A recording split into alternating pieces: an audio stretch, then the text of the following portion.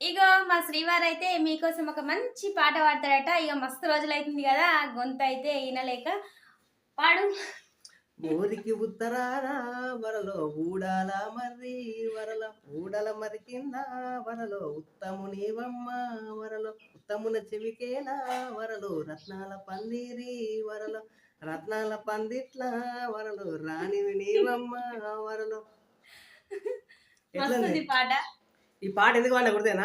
చెప్పు. ఇప్పుడు వచ్చేది బతుకమ్మ పండుగ కాబట్టి అక్కయ్యలు అందరూ ముందే బతుకమ్మ సీరలు కొనుక్కుంటారని యాదికి చేసిన.